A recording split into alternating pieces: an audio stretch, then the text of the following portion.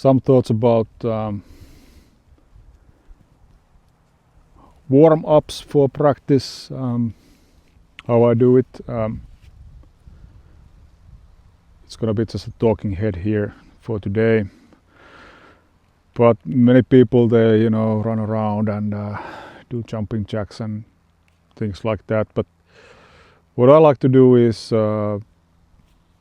put my gear on if I'm wearing armor, and then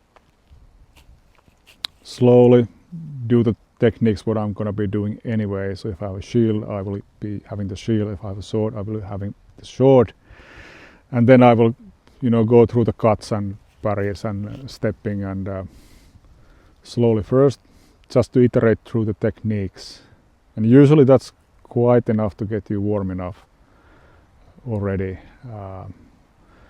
If something more is needed, there is this thing called slow work, so you can have a training partner and strike at each other kind of half speed or even slower, and then you can practice a little bit like parrying and executing the techniques at the correct distance.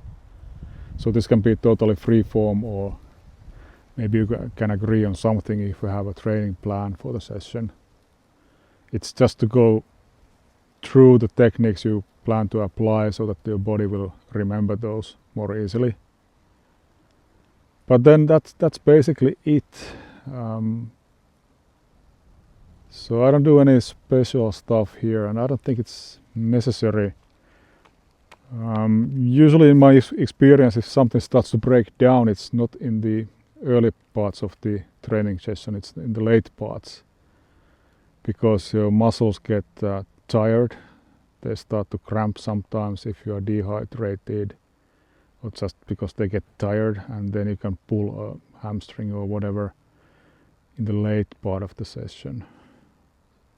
That's one thing to be careful about, that if you're getting like really tired, you'd either consider that should you at least have a good break, or maybe even stop, because you are not learning anything anymore. It becomes just an endurance session, and as we know, for endurance you can just have 4 minutes high speed fighting and you are done for your endurance.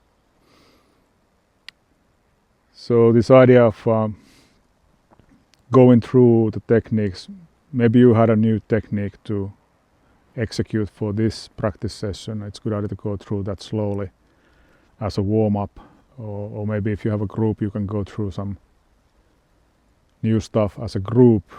As a warm-up, you can select one tactical aspect and then repeat that a few times, and that's your warm-up over there. And then you move into the sparring, free-form sparring, where everybody can do whatever they can do within the rules, of course.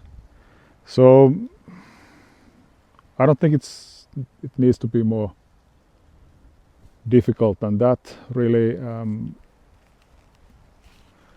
At least works for me. I don't know if it works for everybody, but for me it's been fine like that.